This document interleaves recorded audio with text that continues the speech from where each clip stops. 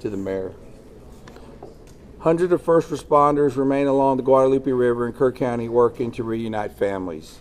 The large search and rescue effort, including local, state, federal, and volunteer agencies, continue. As of 8 a.m. Central Time, 87 deceased have been recovered in Kerr County, including 56 adults and 30 children. Identification is pending for 19 adults and 7 children, with 1 additional person still unidentified. At present, 5 Camp Mystic campers and 1 counselor still remain unaccounted for. We ask private boats to stay off the Guadalupe River to allow search and rescue teams to operate without any interference. This is a tragic time for us. We're so grateful and thankful for all the resources that have been provided to us to do this job. And I can assure you we will not stop until this mission is complete. At this time, I'm going to turn it over to City Mayor.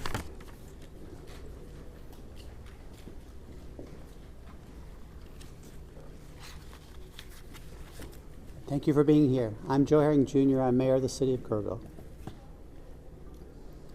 I want to reassure our community and those families that the city, the county, the state, and the federal experts are working together, not separately, but as one team. If you go inside the Emergency Operations Center, you don't see silos. You see one team. I want to talk briefly about in-kind donations. The outpouring of generosity has been tremendous, and we are grateful. We are working on a new system to accept donations.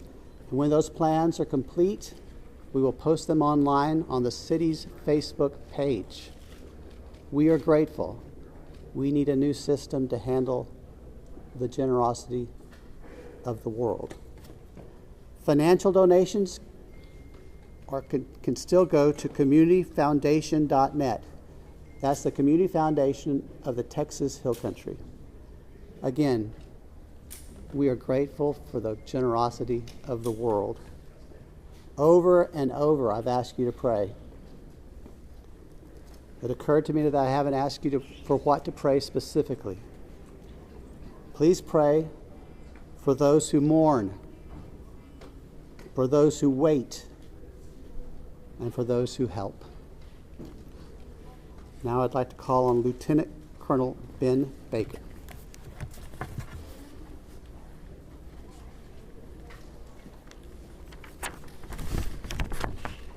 Morning, everyone. Thank you for being here. My name is Ben Baker, Lieutenant Colonel for Texas Game Wardens. I'd like to start out by thanking the Mayor, Sheriff, Chief, our local state partners, Texas Department of Public Safety, and the many others that have responded to this tragic event. We as Texas are strong, and together we face adversity. Your Texas Game Wardens responded in the early mornings of Friday to this tragic event, along with many other local and state partners. Since the early mornings of Friday, your Texas Gamers have had over 300 game wardens in the area, serving the people of the state of Texas and the citizens of Kerr County. Among that, we've searched 26 river miles since the tragic event has started. We've had approximately 444 rescues, 30 recoveries. Some of our resources and assets we have dedicated to this tragic event include 2 helicopters with hoist teams, 12 drone teams, 10 K-9 units, 9 swiftwater boat crews, 15 airboats, 16 UTVs, and 169 four-wheel drive vehicles. Your Texas Game Wardens will remain here and serving the community. We just ask you to continue to pray for the victims, for the families, for your first responders, for everyone involved. We'll open it up now to questions, if anybody has any. Can you talk about how challenging it is for you guys in the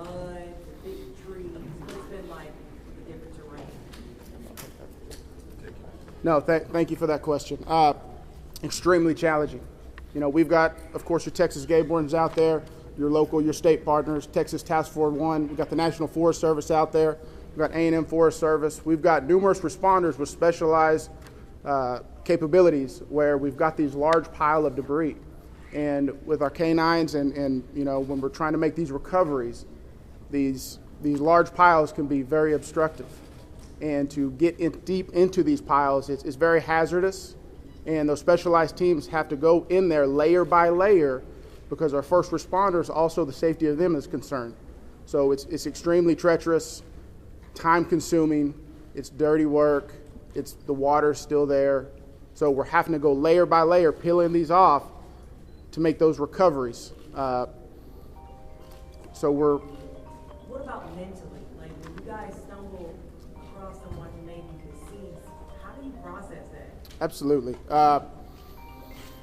We process it the best we can. We have professionals in place, our crisis intervention team. All the agencies have some members representing there, and officer wellness is a first responder wellness is a key component to these operations. So we're maintaining and monitoring our officer wellness, our first responder wellness.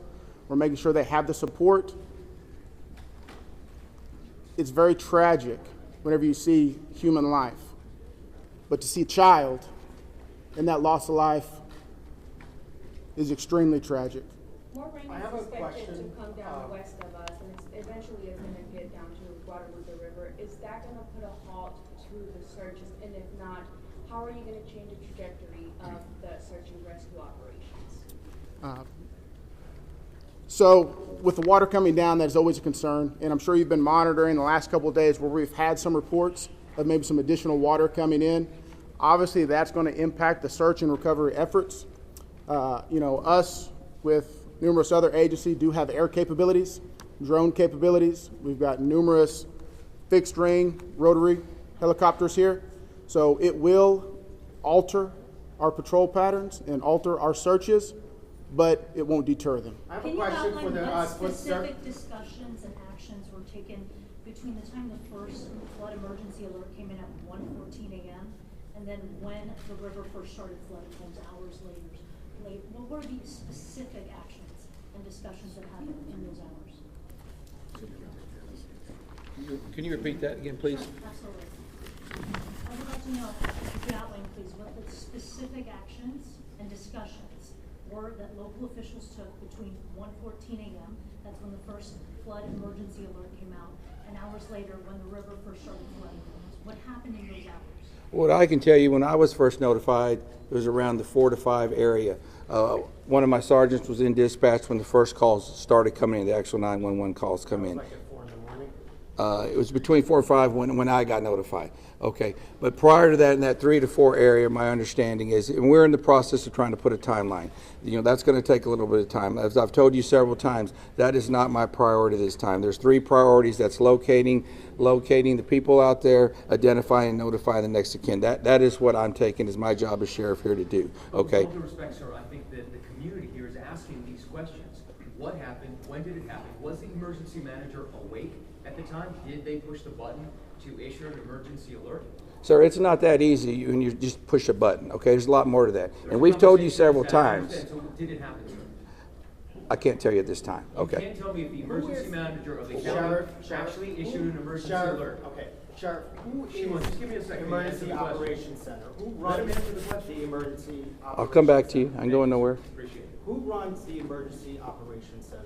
We have a communication center, a dispatch, okay? We have a communication center. That's where the calls actually go to the police department, then they're forwarded to us. But leading up to this, in monitoring the weather, there's, in any large city, in any state, there's an Office of Emergency Management that is monitoring the weather, that is watching and listening and getting briefings.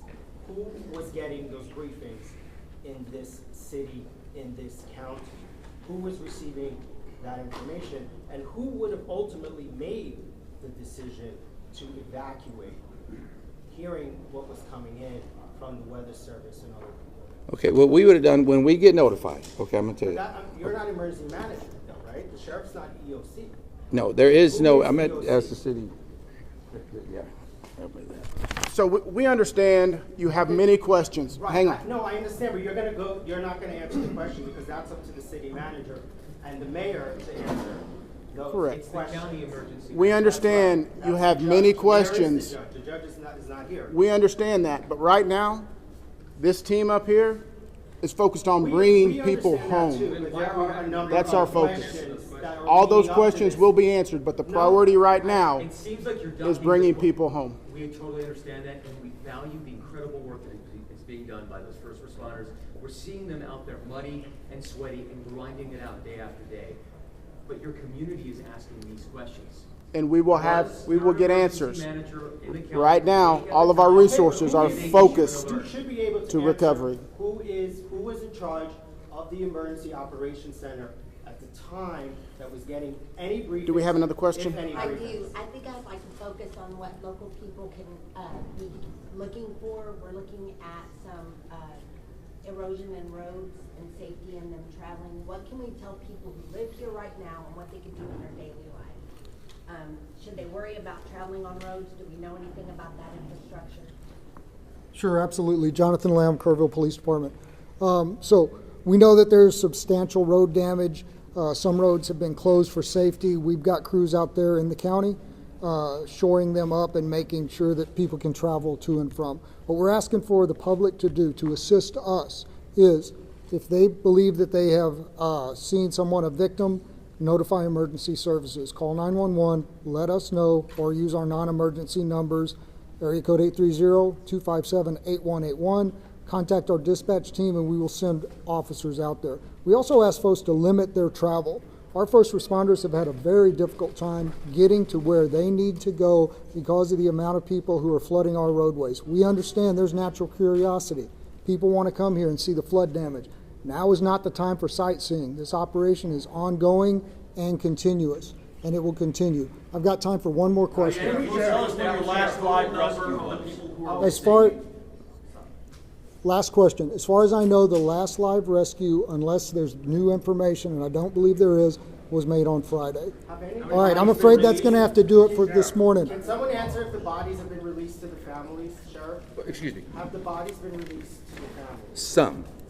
I mean, they're at autopsy. How many are still missing? Do we have an estimate among the general population, not just the girls from Mystic, even just credible reports? Is it hundreds still?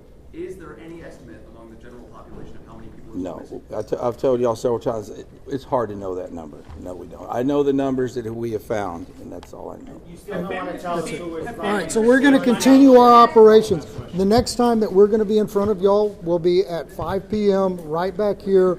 If there is a critical update, again, we'll provide that information to you through the contact list that you have provided to us. Thank y'all. We appreciate it.